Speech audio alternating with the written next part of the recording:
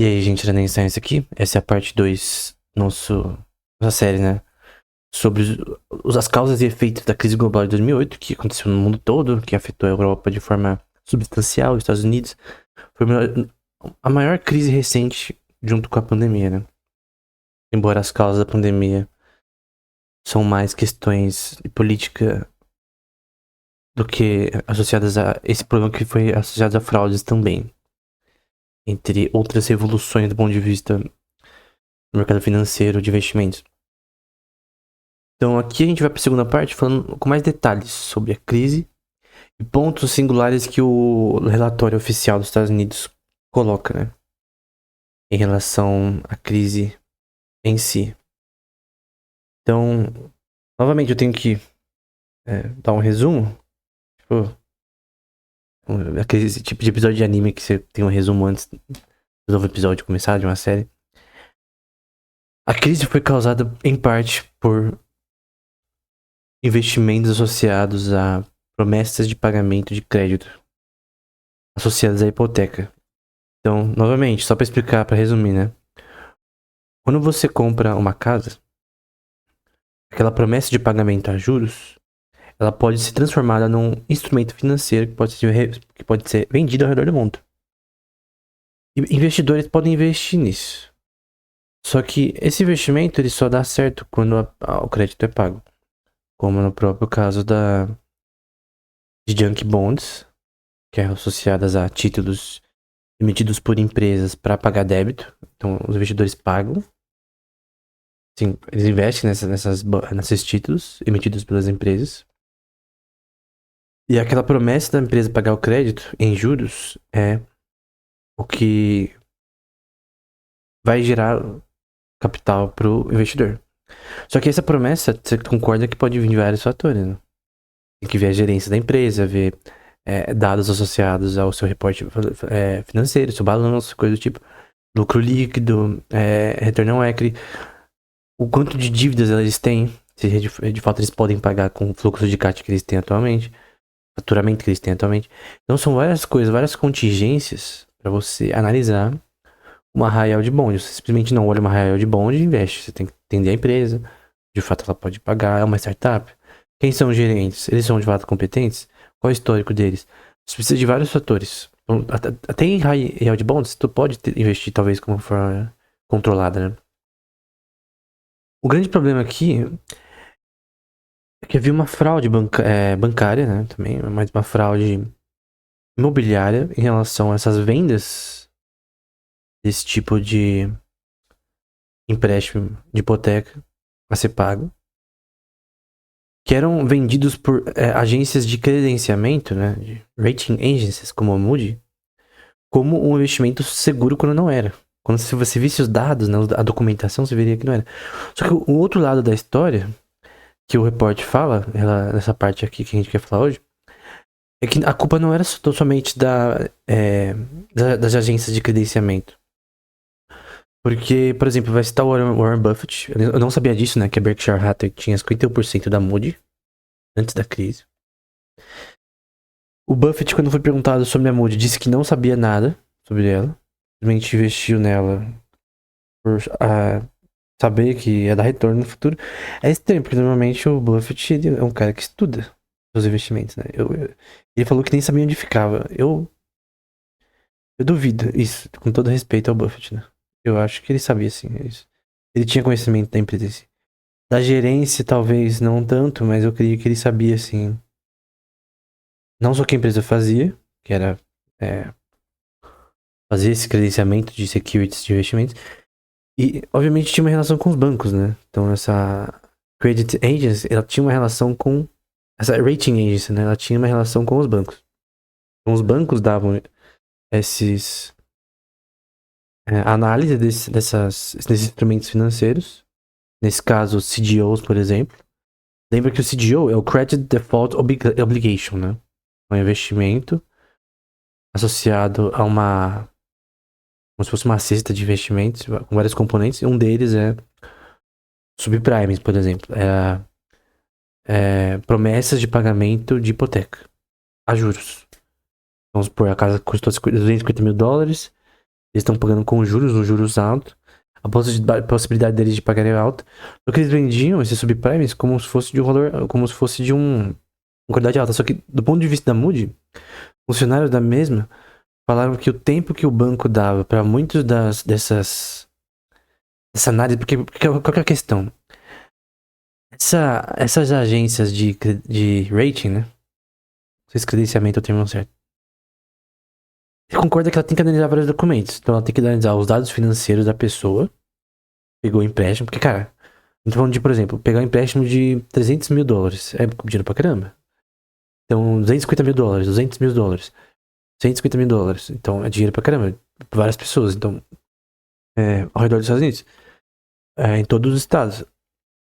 Então, é óbvio que tem uma relação de que isso deve ser feito de forma correta, né? O banco não pode conceder empréstimo para os outros de forma tá nem aí, né? Então, obviamente, isso aqui deveria ser feito com cautela, né? Só que os funcionários da Moody vão dizer que o banco às vezes dava um tempo muito curto para essa análise ser feita. E essa análise tinha que ser feita, porque se o banco falasse, ó, se você demorar muito nessa análise, porque eu tenho que vender esse security, esse CDO ao redor do mundo, eu vou dar para outra agência de rating. E essa questão, tinha uma pressão neles também. Uma pressão de fazer essas questões rápidas. E nem sempre daria pra você fazer a documentação necessária. Tem que fazer o processo de... É uma função de produção, tu tem que trazer uma análise que seja rápida pra você manter a demanda. E até ter um faturamento da empresa possível, né? Porque, tipo, por exemplo, se demora muito pra fazer cada análise, você ganha menos dinheiro, porque você tem menos contratos que você vai fazer nesse contexto. E, diga-se de passagem, o CEO, é falado no report ali, no relatório, a empresa ele tinha uma visão mais de lucro, né? Principalmente quando a Moody foi listada publicamente, até a Berkshire Hathaway do Buffett comprou, né? O Charlie Munger também, o 51% das ações, vai dizer que a mentalidade da agência mudou, mais pra uma visão de lucro, né? Antes era uma coisa mais acadêmica, de certa forma, do ponto de vista legal, documental, virou uma coisa mais associada a lucro. Essa é uma coisa importante. Livre mercado não é fazer o que você quiser. Então tem que ter uma... Como posso dizer? Tem que ter sim uma... Não lógica, mas... Uma ética no livre mercado. Tu não faz o que você quiser. Tu não age como você quiser. Tu não pode agir contra as leis. E isso permitiu que fraudes acontecessem. Só que não é só o lado da agência. É o lado dos bancos também. Obviamente a agência não poderia aprovar tais coisas. E obviamente teve reportes associados a isso, né? A gente viu no último episódio que tinham sim instituições associadas ao mercado de empréstimos imobiliários que falaram contra a forma que os empréstimos estavam fazendo, né? O que é chamado underwriting, ou empréstimos sem documentação, né? Low documentation, né? Mortgages, que é mortgage de empréstimo imobiliário. Então você tinha empréstimos rolando que, tipo, o banco obviamente tem que ter uma documentação pra saber se a pessoa pode pagar mensalmente. Só que não... É tipo assim, tu vende aluga uma casa de uma pessoa que ganha R$ 1.600. O aluguel é de 1.300. Você acha que a pessoa vai conseguir pagar? Claro que não. Se é só uma pessoa sozinha, por exemplo.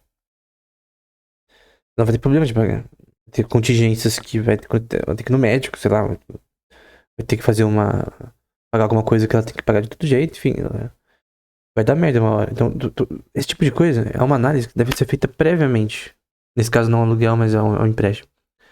Porque o empréstimo, basicamente, tu tá pagando mensalmente os juros.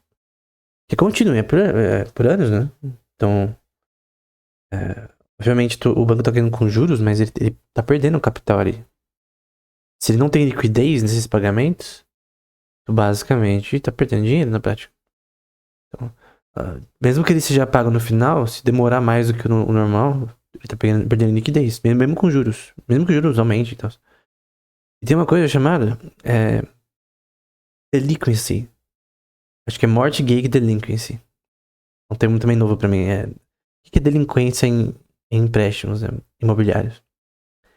É quando a pessoa não paga. Então, se a pessoa deixa de pagar a hipoteca para quitar a casa, apartamento, ou o que for, o terreno, o banco, se isso protelar muito o banco, tem formas de você tentar reaver isso e pro banco, na legislação brasileira, demorar para conseguir tirar de você a casa.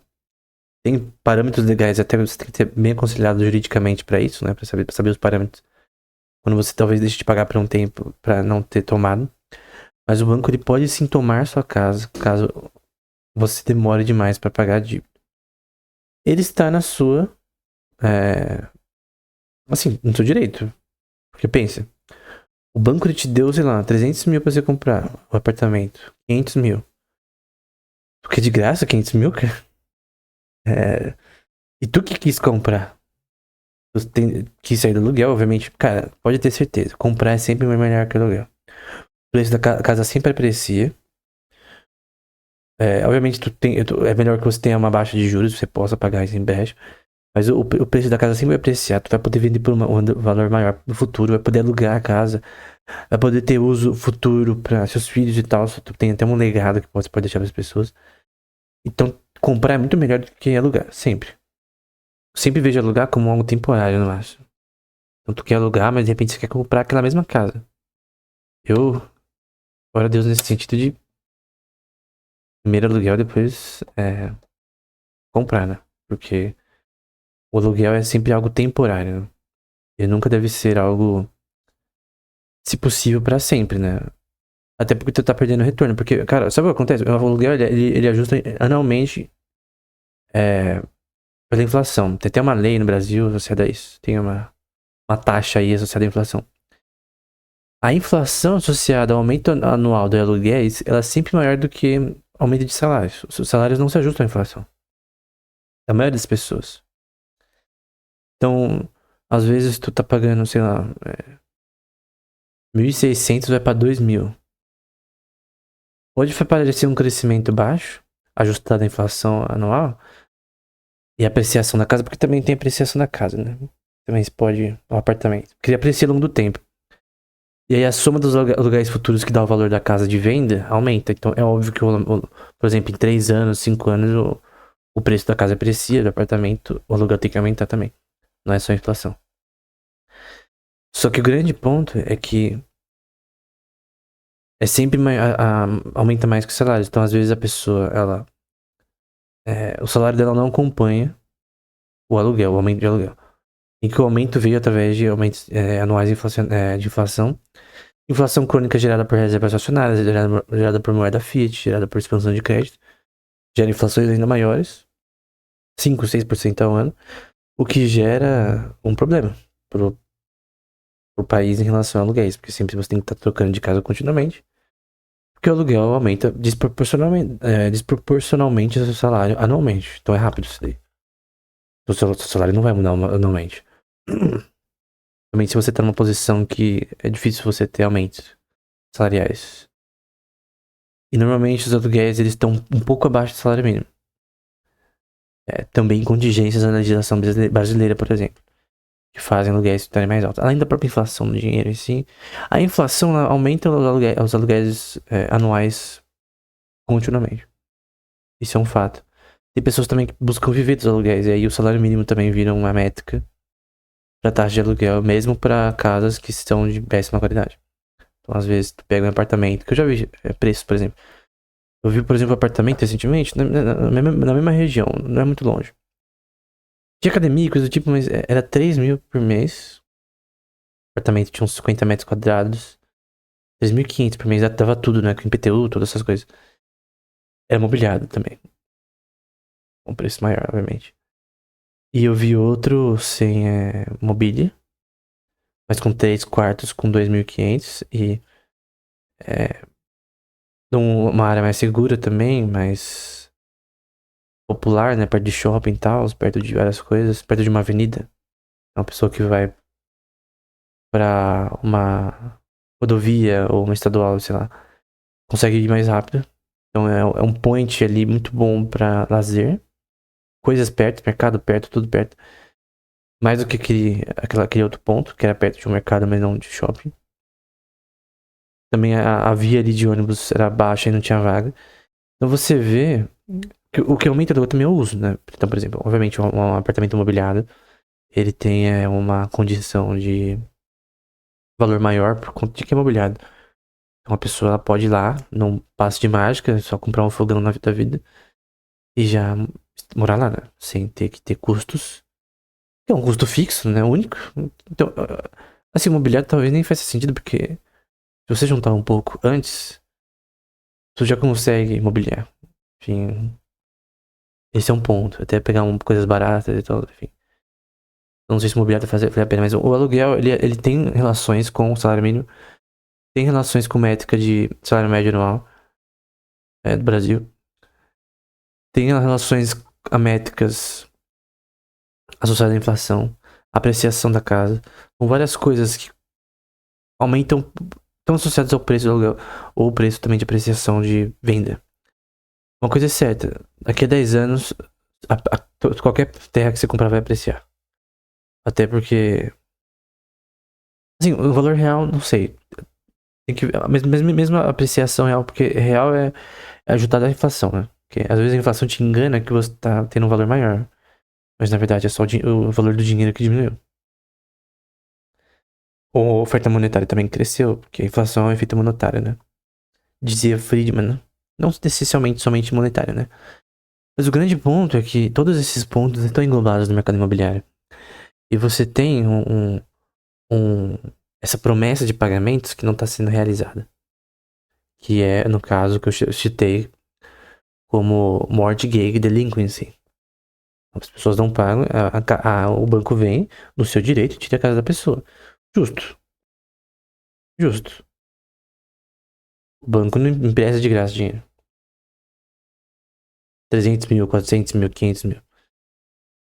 Mesmo que você tenha dado uma entrada. Então, tu já vai com esse risco em si, né? Tem que quitar a dívida. Então, esse é um ponto importante. O problema aqui é que não é mais só um problema dos bancos em si, é um problema agora do mercado financeiro inteiro. Porque essa falta de pagamentos fez com que os CDOs, os Credit Default Obligations, falhassem em certo momento. E outro ponto que é muito importante. Tinham bancos apostando contra esses CDOs. O relatório vai dizer. É a parte mais interessante. Uma coisa chamada short selling. Em options, tem várias formas de options, mas uma das formas mais simples é um short call da vida. Tu aposta no tempo de maturação de um contrato. Vamos supor que seja de uma semana, diariamente, ou um mês, ou vários meses. Que algo vai cair. Pode ser uma ação, pode ser um future. Então você vai perder. Você pensa, o preço do algodão vai cair. Então eu vou apostar nisso. Eu entendo as flutuações de mercado de algodão. Daqui a 3 meses o algodão vai cair. Vamos supor que você fez isso em maio. Então, maio, junho, julho, agosto. Vamos supor que no fim de junho o contrato vence. E você tem que também olhar o contrato ao longo do tempo para saber a hora que você vai sair. Você tem que ver a curva de yield. Na Option, eu não vou citar aqui options com detalhes, eu tenho aulas sobre isso no canal. Mas o grande ponto é que você está apostando que o preço vai cair. Tu pode ganhar, assim. O Soros ganhou bilhões apostando que nos anos 90, que o valor de câmbio do pound sterling inglês ia cair em relação ao euro que estava se formando. E deu certo, obviamente. Ele apostou no euro contra o euro ainda sendo formado contra o pound inglês. Óbvio, né? Que ia dar certo. Então, é possível fazer câmbio com conhecimento político, econômico. Claro, né? É uma especulação ponderada. Então, tu pode fazer essa relação. Só que, o que é um shorting associado a um CDO? Tu vai apostar que essas dívidas não serão pagas. Ou seja, você até tem informação. A Morgan Stanley? Não, foi a Goldman Sachs. Não, foi a Morgan Stanley e a Goldman Sachs. Que foi um dos principais que investiu tipo, 2 bilhões de dólares que iam cair. Os CDOs. Então você tem pessoas apostando que iam ser pagos, os investidores, por exemplo, na Rede do Mundo. esses investimentos sendo vendidos por banco na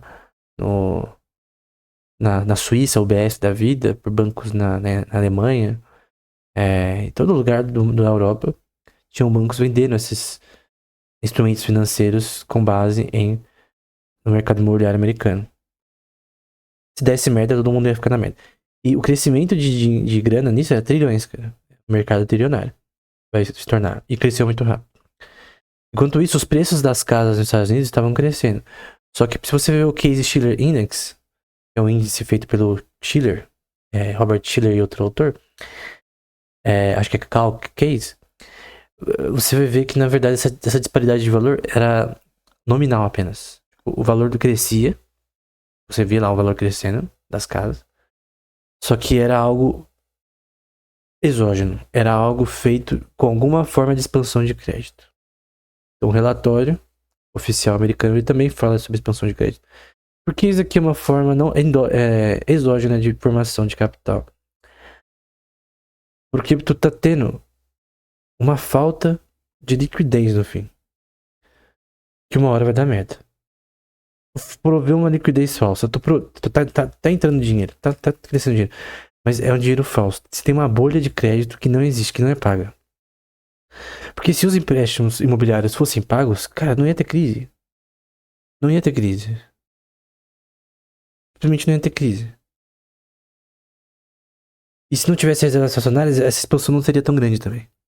Com reservas fracionárias, que o banco pode ter 20% das suas reservas do que é depositado ali, permite também isso também. Até menos de 20%, muitos bancos. Por lei, né? Permitiu 0% na pandemia. Então, enfim. Virou bagunça. Só que o grande ponto é que você tem uma expansão de crédito tão grande e não é pago. Tem que ser pago, porque, cara, em high yield bonds, quando você tem crédito que não é pago, simplesmente ela decresce seu valor. E o investidor que investiu na high yield bond de empresa, que é o débito de empresa, eu já expliquei isso várias vezes nessas duas aulas. O cara que investiu vai se ferrar, vai se lascar. Só que você tem, além do CDO, o Credit Default Swap, que é o CDS. O Credit Default Swap era um seguro. Primeiro que eu acho que seguro de investimentos é uma burrice. Investimento é uma área que sempre dá merda. Sempre dá merda, sempre dá uma merda. Tu não pode ter seguro de investimento, mas era um seguro. Então vamos supor que a agência de rating fez um rating escroto, né, para vários instrumentos financeiros associados a mortgage securities, né, mercado imobiliário. Mesmo assim, eu não perderia dinheiro, porque eu tenho o Credit Default Swap. Eu tenho uma seguradora que vai me pagar caso meu CDO falhe. Caso as pessoas não paguem esses empréstimos, que eu estou investindo na promessa de pagamento com os juros delas, eu vou ser pago. Então, o Credit Default Swap era uma forma de me proteger. Então, além do CDO, eu adquiria o Credit Default Swap. Eu tenho dois produtos, um associado a um fator de arbitragem que eu poderia ganhar dessa possibilidade de pagamento da dívida. Se não for pago, ferrou. Se tiver mortgage delinquency, né, delinquência nessas hipotecas, ia dar ruim. Então eu não tenho tantas informações, eu só tenho a agência de rating pra confiar. Eu não tenho acesso à documentação das pessoas que eu tô investindo. Tipo, ninguém sabe o que você tá investindo. Tu tá investindo numa promessa de pagamento. Tu não sabe quem é a pessoa, tu não sabe qual é a casa, tu não sabe a documentação. Por isso que o Graham e o Dodge falam contra o mercado de securities e mercado imobiliário. Porque você não tem conhecimento, você não tem acesso à informação. E uma coisa mais importante no mercado de investimento é você ter acesso à informação. A economia é um mercado de informação imperfeita, jogos de soma positiva, mas ainda assim, tu tem que ter informação. Quanto mais informação você tem, mais fácil você pode ter lucro em investimentos. Só que você não tinha acesso a essa informação. Então você depende dessas empresas de rating, né? Dando AAA, AA, seja lá o que for para esses CDOs, que era bom, que é de fato um investimento bom. E os investidores iam cegamente investir. Enquanto isso, do outro lado, como eu disse, em contrapartida, Goldman Sachs e outros bancos apostando contra os CDOs. E ganhando dinheiro com isso. Pera. Pessoas associadas a CDOs estão investindo contra CDOs? Eles vão cair. Teve empresas que, em certo momento, queriam vender CDOs até com perda, com prejuízo. De tanto merda que provavelmente ia dar. Outro lado do Credit Default Obligation e Credit Default Swap é o Synthetic CDOs, que eles explicam com detalhes aqui. O Synthetic CDO, ele não tem em si mesmo, intrinsecamente, nada com os empréstimos imobiliários. As promessas de pagamento do crédito. Porém, eles têm uma raiz, eles têm uma correlação, como se fosse uma projeção. Eu tô indo pra kernel, né, em matemática. É como se tivesse um kernel, é como se tivesse uma relação que é extrínseca com os CDOs. Então eles tinham um lastro em CDOs, de certa forma. É um termo que eu vou usar apenas como metáfora. Eles tinham um lastro em CDOs. Então, tu poderia gerar ainda mais dinheiro vendendo coisas com lastro nessas promessas de pagamento. Se não fosse feito, você se danado. Você se lascava. Além disso, como eu já citei no primeiro episódio, além desses três instrumentos estão Credit Default Obligations, Credit Default Swaps. O terceiro agora, Synthetic CDOs, que tem lastro em CDOs. O Credit Default Swap é basicamente seguro. E a IG, por exemplo, é uma empresa que fornecia muito isso daí. Depois desses três componentes, que são bem importantes, você tem o Commercial Paper, que eu já falei anteriormente, como você investir na promessa de pagamento de dívida de empresas. E o Ripple, né? O Ripple Market, que é o Repurchase Agreement, contrato de recompra. Então você é um contrato em que você, por exemplo, associado a Tesouro dos Estados Unidos, num empréstimo de curto prazo, tu compra títulos, só que você tem um processo de recompra depois por um preço maior. Vende esses títulos e você depois tem um processo de recompra. Isso é Repurchase Agreement. Tem o inverso também, que aí é o contrário, né? A ordem de compra-vende. Mas o grande ponto é que você faz uma promessa de comprar a um valor maior. Então, esse mercado permitia que esses bancos e empresas poderiam, nesse mercado de empréstimo de curto prazo, gerar muito capital rápido através de empréstimos. Né?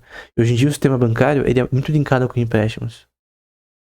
Overnight loans, por exemplo, que são empréstimos de um dia para o outro, de noite, né? Tem um horário lá focado. Você tem o mercado LIBOR, né? Que é uma taxa inglesa associada aos empréstimos. Por sinal, já foi manipulada várias vezes para lucro de algumas pessoas. Assim, enfim, taxa de juros ou taxa... Esse tipo de taxa não pode ser controlada pelo governo, por sinal. Não poderia ter um banco central que controla esse tipo de taxa. LIBOR não deveria existir.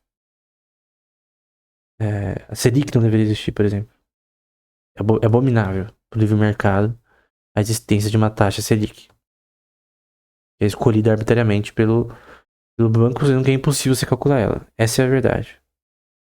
Você não consegue calcular a oferta e demanda de capital futura. Não consegue calcular a taxa Selic. As formas bayesianas e estatísticas de calcular, elas tentam calcular o que é impossível. Não consegue prever a demanda e a oferta futura. Se você dizer que é possível, tu tem que virar um socialista, né? Que defende o cálculo econômico também. Então, o Tibardi diz no livro dele, Homem, Economia e Estado, que é impossível tu calcular a taxa de juros. Mesmo a natural. Ela é definida pelo mercado de forma espontânea. O que você pode fazer é calcular ela estatisticamente, economicamente, para ver qual que ela é atual. Só que em bancos privados seria feito de forma orgânica, né? Tipo, os bancos iam escolher a taxa de juros conforme a demanda por capital real e não uma escolha do banco central. O banco central não deveria existir nem taxa de juros, nem Selic, nem nada disso, nem LIBOR. Só que você tem, nesse contexto, a taxa de juros, que é um componente que de fato é relevante no mercado. Tem impacto no mercado de títulos de ações. E que tem controle do Fed, por exemplo, de vários aspectos de como essas taxas de juros funcionam e como elas são feitas para empréstimos imobiliários e também para empréstimos entre bancos. Então, o mercado de commercial paper e Ripple permitia gastos muito maiores associados a esse mercado. E esses gastos eram substanciais. Você tinha muito mais dinheiro para gastar com base em empréstimo. É como se tivesse linhas de crédito maior, só que não é uma formação de dinheiro de forma endógena. Porque tem pessoas investindo numa fraude. Se tu comprasse um CDO na época, tu tava investindo numa fraude, cara. Esse CDO que você comprou como AAA, como se fosse seguro, você pensou que era seguro, você foi enganado. Não era seguro. E os bancos colocavam dinheiro no bolso, vendendo algo que, na minha opinião, é criminoso. Se tu vendia uma fraude. A crise foi causada por uma fraude, um estelionato, uma fraude de forma cabal, intencional. Não era uma fraude. As pessoas podem falar, não, foi um delírio do mercado. Não foi um delírio. Foi uma fraude sistêmica, controlada e bem executada. De mercado imobiliário, do mercado de bancos de investimento, com o colateral de depósitos que eles tinham para fazer esse leverage maior, com o mercado de securities de CDOs, CDS e synthetic CDOs, e bancos na Europa lucrando adoidado com isso daí. Então tinha bancos enrolados até a boca de lucros associados a CDOs. Então você tem um problema que não é questão de livre mercado, não é questão de um mercado errou, é questão de fraude mesmo. Uma fraude que, legalmente falando, estava errada por design. As pessoas deveriam ter sido presas por executar essa fraude. Embora a maioria não foi. Então, a crise foi causada por uma fraude imobiliária, instrumentos financeiros associados a essa fraude imobiliária, que era vendida ao redor do mundo como se fosse empréstimos iam ser pagos, e não eram. Então, não tem nada contra o mercado de investimentos de crédito. Em promessas de pagamento, high yield bonds, municipal bonds, até pro governo, títulos. Tu tá investindo. Tem vários tipos de títulos de municipal bonds, que basicamente é você investir em crédito pro país. Você tá colocando dinheiro no país pra fazer obras de infraestrutura. Então tem pessoas ganhando dinheiro investindo no Brasil, por exemplo. Municipalmente, investindo no Rio Grande do Sul, de repente, no São Paulo, até no Nordeste, contanto que ele ganha dinheiro de volta, né? Tanto que o crédito seja pago, eu tenho que ver de fato que a empresa vai fazer, qual empresa vai fazer esse tipo de processo, esse tipo de coisa. Se não tem corrupção também, é um problema. Então, um país com um Gini Index maior vai dar merda. Mas o grande ponto é que foi uma fraude. Foi uma fraude bem controlada. Né? Então você tem, por exemplo, dados de taxas de empréstimos bancários e de taxas de juros de empréstimos imobiliários que caíram de forma brutal de 1980 até os anos 2000. Assim, de forma de 20% dos anos 80, de 10% dos anos 90, para nos anos 2000 ir para quase 0%, né? Então, isso é um ponto importante, né? Até com empréstimos de 30 anos, né? Convencionais. 30 anos aí de empréstimo sendo pago, né? Então, esse é um ponto importante. Tem o Fed cortando taxas de juros em 2002, por exemplo. Pós dotcom bubble. O Fed sempre quando dá merda, ele abaixa a taxa de juros. Eles acreditam numa coisa chamada preferência por liquidez keynesiana, né? Mudando a taxa de juros, você muda o mercado. Tu corrige coisas no mercado. Só que a verdade é que a taxa de juros não deveria ser controlada, né? Então, quando eles deveriam aumentar a taxa de juros, eles abaixam, né? Por exemplo. Então, o Fed ele tem muito cara inteligente lá, obviamente, cara. A maioria dos casos lá tem doutorado, coisa do tipo, mas em economia, eles são keynesianos, né? Então eles estão ainda na armadilha keynesiana, né? E achar que aquilo dá certo. Então, se tinha toda essa fraude acontecendo, empresas como o Citigroup, Lehman Brothers, Morgan Stanley adquirindo empresas de credores de subprime. Lembra que subprime era empréstimos imobiliários de alta taxa de juros e para negativados da vida, né? Muitas empresas facilitando esses empréstimos para serem realizados, né? Tinha uma máquina que produzia um oceano de dinheiro exógeno na economia. Exógeno porque aquele crédito não seria pago, né? Nada contra investimentos em forma de crédito. O problema é que o crédito não seria pago. Tinha uma fraude ali. Tinha uma fraude ali. O Paul Krugman, né? Ele vai dizer, associado a isso, que era difícil ter visto a crise nesses movimentos internacionais de capital. E que a West Housing Bubble, né? A bolha no mercado de imobiliário dos Estados Unidos, né? Foi financiado por um grande insumo de inflow de capital. Capital entrando no país, né? Tal como as bolhas espanholas, irlandesas e a do Báltico, né? A irlandesa é bem conhecida pelo contexto até de um livro chamado The Deep Freeze, que é de austríaco, escreveu, que fala sobre a crise na Islândia, né? Expansão de crédito, colapsou no 2008, por exemplo. Ele vai falar sobre o mercado não regulado de derivatives, movimentos internacionais de capital rodando por CDOs de forma não regulada, um oceano de dinheiro exógeno. Eu vou dizer de novo, exógeno na economia. Então esse é um ponto importante, né? E o que é chamado de LTV, que é Loan to Value, né? O LTV, ele é a razão entre o credenciamento de risco de uma instituição financeira que é associada ao empréstimo para o seu valor da propriedade, né? Que é examinado antes de aprovar um empréstimo, né? Então, quando você tem um empréstimo com um LTV alto, né? Tem mais risco neles. Então, os empréstimos, se fossem aprovados, vão ter que tem um LTV maior, vai ter uma taxa de juros maior. Um subprime.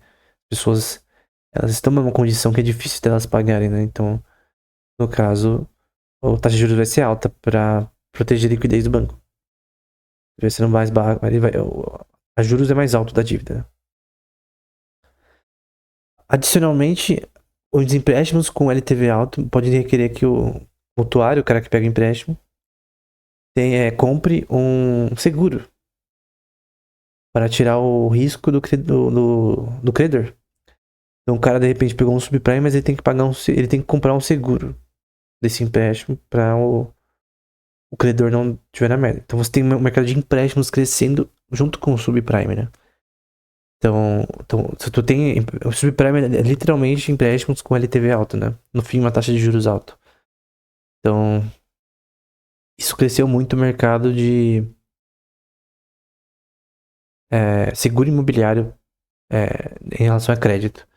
E a AIG era a empresa, talvez a maior empresa nesse setor de seguros nesse contexto imobiliário e bancário. Então você imagina quanto na merda ela estava no momento que teve a crise, né? A crise explodiu. Você tem também um crescimento antes da crise de Ripple, né? E empréstimos usando repurchase agreements, né? Desde 2005 começou a crescer até o pico lá 2008, 2009. Até a queda, né? Você tem os caras que compram esses subprimes, né? Como Freddie Mac, Fannie Mae e outros. Crescendo. O aumento cresceu muito em 2004. 2003 para 2004 cresceu. Os subprimes. 2005, cara, foi no pico mais alto. No 6 também. E no 7 teve uma queda em subprime, mas não em CDOs, né? CDOs tipo A da vida. Chamado de Alt A's também, né? Então, você tinha todos esses elementos. É uma coisa complexa a gente vê, né? Tinha todos esses elementos, as cadeias de produção desses instrumentos financeiros que criava esse ambiente que, obviamente, só poderia dar merda, né? Então, esse é um dos problemas centrais aí, né? E os CDOs, eles davam um leverage muito grande para esses bancos, né? Então, a maioria dessas instituições financeiras, a página 134 vai dizer, do reporte do relatório, que eles estavam com um leverage lá nas nuvens, cara. Investindo com esse dinheiro pego emprestado com CDOs, commercial paper e Ripple, né? Então, eles estavam rodando no dinheiro, cara. Então, CDOs davam muito dinheiro. E Synthetic CDOs também. Então, como eu disse, Synthetic CDOs, né? Consistiam de credit default swaps com leverage maior. Então, eles tinham um lastro em CDOs. Essa promessa de pagamento, né? O credit default swap era um seguro associado ao CDO. Então, o CDO tinha essa pool de securities nele. Eu chamo de cesta de instrumentos financeiros, né? Contendo ele. Que tinham também empréstimos imobiliários que criaram leverage para geral conseguir mais dinheiro mais rápido. Né? Obviamente os bancos estavam lucrando pra caramba com isso daí, né? Sobre os Synthetic CDOs, eles vão explicar na página 152 que eles eram transações de papel complexas, complex paper transactions, envolvendo credit default swaps. Então lembre que ele não contém o empréstimo imobiliário, mas ele tem um lastro no empréstimo imobiliário. Ele é associado ao empréstimo imobiliário. Então, ao invés de no Synthetic CDO, você está investindo numa promessa de pagamento também. Só que, de outra forma, dos CDOs de dinheiro tradicional, os Synthetic CDO não tinham elementos de securities com base em empréstimos imobiliários, né? Ou de CDOs no geral. Eles eram referenciados a esses instrumentos financeiros, ou de outra forma, eles seriam como bets, né? Eles seriam como apostas se esses mutuários, né? A pessoa que pega empréstimo, iriam pagar esses empréstimos. Então, o Synthetic CDO era outro produto que fazia mais dinheiro também, associado a essa probabilidade de ser padrão. Associado à questão se o Credit Default Swap não ia ser pago, talvez. Seja a forma, talvez, de falar. Então, e tinha uma empresa também fazendo short selling nisso daí, né? Fazendo short selling contra os três instrumentos financeiros, né? Crendo que o CDO ia falhar. Tinha empresas agindo contra. Nada contra short investing, tá? Short selling. Short selling é normal. Tô apostando que a empresa vai cair. E daí? É uma aposta. Tu pode perder dinheiro nisso também, mas o grande ponto é que estavam fazendo isso, bancos estavam fazendo isso. Então, eu vou falar da página 143, que em 2004, a Goldman Sachs lançou o maior Synthetic CDO, Abacus 2004-1, um negócio de 2 bilhões de dólares. E vai dizer no próximo parágrafo que a Goldman também foi um short investor, né? Eles apostaram contra também esse mercado, comprando Credit Default Swap, proteção associada a esses CDOs. Então, eu tinha empresas agindo contra os próprios CDOs em si, né? Então, a Goldman fez uma posição de short, né? Já apostar que vai cair, um short call da vida de 2 bilhões, mais do que a sua exposure associada a isso, né? E, enfim, então esse é um ponto bem interessante, né? Empresas fazendo dinheiro com isso daí. Eles têm um gráfico aqui mostrando como funciona o Synthetic CDO. Então, primeiro, short investors entram no crédito de default swaps com o CDO, referenciados a esses empréstimos imobiliários. Ele não contém os empréstimos imobiliários, né? Só é uma referência. Na parte 2, os outros investidores vão tipicamente comprar essa questão aí e receber prêmios associados a isso. Se essas referências de empréstimos não performarem, não teria fundos suficientes para o CDO. E aí os investidores iam pagar. Então tinha um colateral ali, né? Então, os que pegavam esse título, né? Os bond holders, as pessoas que pegavam esse synthetic CDO, eles investiam dinheiro e esperavam os juros desses pagamentos. E tipicamente tinham perdas. Quando essa proteção de crédito não funcionava, né? Então, por fim, chamado de cash pool, o CDO ia investir esse dinheiro recebido em, entre aspas, assets seguros, né? No fim, era um negócio totalmente torto, né? O sintético CDO era um negócio totalmente torto. Que era pra ganhar dinheiro mesmo, né? Não tinha, tipo, era um negócio referenciado em empréstimos imobiliários que, por sinal, já era uma fraude. Era um negócio tudo torto, né? Então, esse é um ponto importante, né? Ele expandiu o mercado ainda mais, o exposure a perdas do mercado financeiro nesse contexto. Então, esse é um ponto importante, né? Na página 59 vai falar sobre como as casas já estavam em valores acima do seu valor real, né? Você tem muito dinheiro entrando no mercado imobiliário, mas é exógeno. Ele não é endógeno. Sempre que você tem dinheiro exógeno entrando em qualquer lugar, tu vai ter um valor nominal acima do real. Isso vai dar merda. Isso vai dar merda. Tipo, qualquer economia que tem uma expansão de crédito exógena que não vem. O que seria uma expansão exógena? Que essas agências de credenciamento colocassem os créditos corretamente em cada CDO, que a documentação fosse não perfeita, mas extremamente cautelosa em relação a esses empréstimos, a possibilidade de pagamento. Então, se não houvesse fraude, não teria crise. O problema é a crise. A crise fez isso virar fraudulento. O mercado que já foi questionado no Security Analysis do Graham e do Dodge em relação a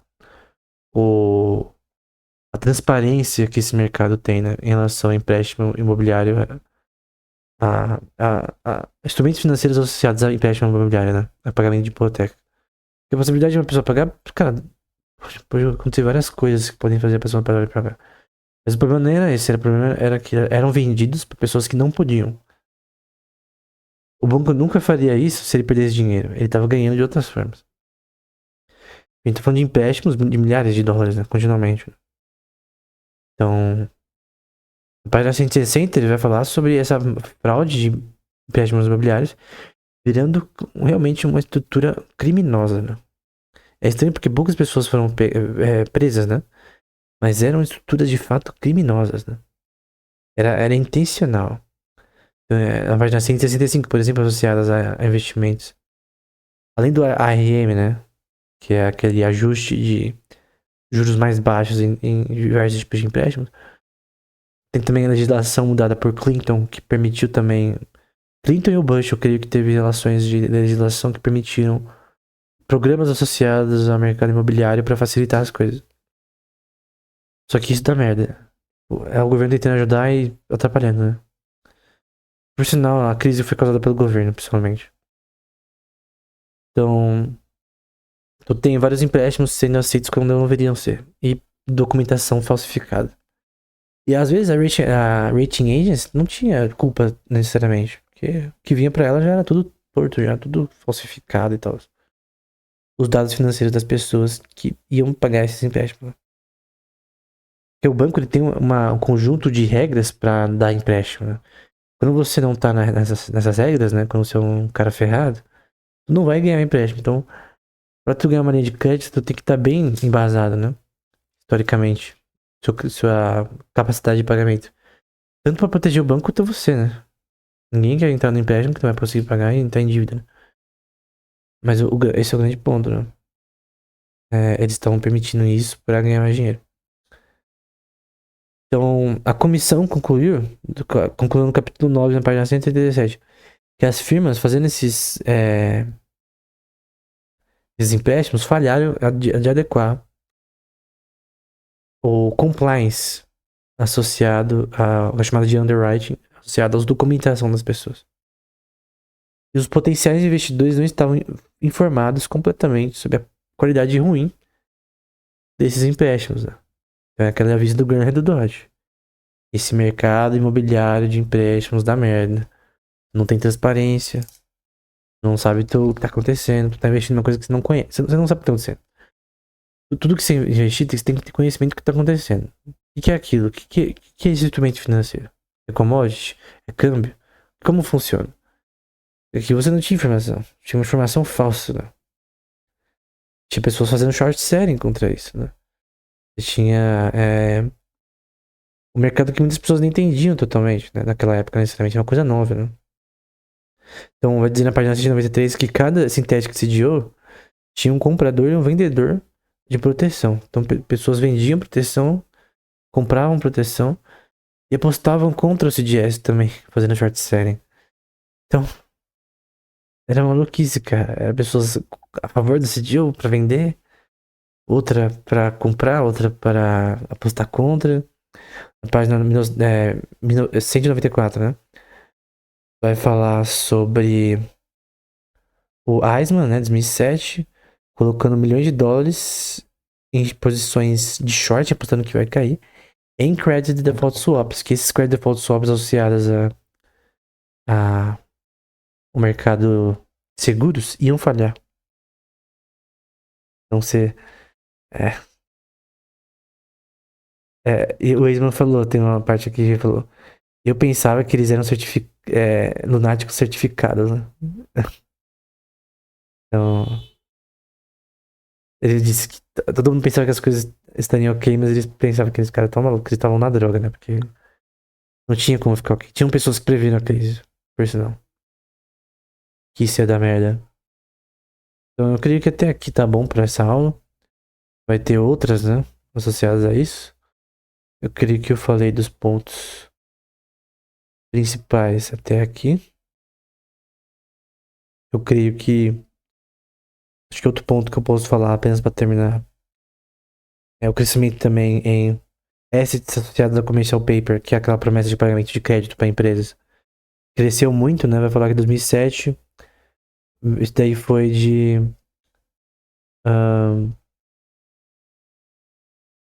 desceu de 400 bilhões em 2007. Então, em valor, decresceu 400 bilhões em valor associados a 2007. Os ativos associados a commercial paper, né? Associados à promessa de pagamento de dívida de empresa. Então você tem um mercado de Ripple crescendo, o mercado de commercial paper decrescendo em 2007. Você tem um sistema de shadow bank permitindo formas não reguladas de transações. Então você tem sistemas bancários terceiros não regulados. Nada contra fintechs, mas não pode ter fraude, né? Tu não pode, tu não pode acreditar num livre mercado que permite fraude. Se você acreditar, tu é maluco. Então tu tem que permitir transações que sejam legítimas e que não violem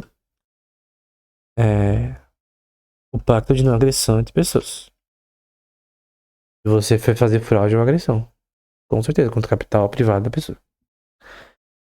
É óbvio que é uma agressão. Por isso que toda lei é associada a uma agressão. Todas. Tu pode ver qualquer lei. É sempre associada a uma agressão. A uma violação do direito do seu próximo. As leis são feitas para proteger pessoas. O direito das pessoas em relação ao que o próximo pode fazer a ela que é errado. Legalmente falando. Até do ponto de vista de direito natural. Mas o que a gente viu aqui foi outros elementos mais pormenores da crise, né? Que antes eu dei um resumo. Aqui eu falei sobre alguns pormenores. E na próxima aula eu vou falar de mais pormenores. Pormenores ainda mais interessantes. Eu acho muito interessante esse tema. Eu acho bem engraçado a coisa que acontece. E é incrível quando as pessoas culpam, às vezes, o capitalismo ou coisas do tipo pela crise, quando na verdade foi fraude. Então a crise foi uma fraude. E também sistemas financeiros não regulados e culpa do governo. O americano, no caso. E outros governos ao redor do mundo também que foram na vibe, né? Então, na Europa, bancos na Alemanha, principalmente, Suíça, enfim.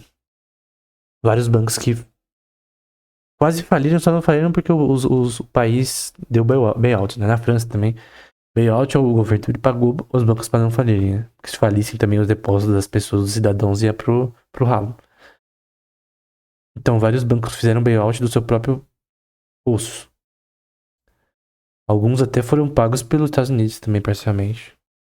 Enfim, é isso.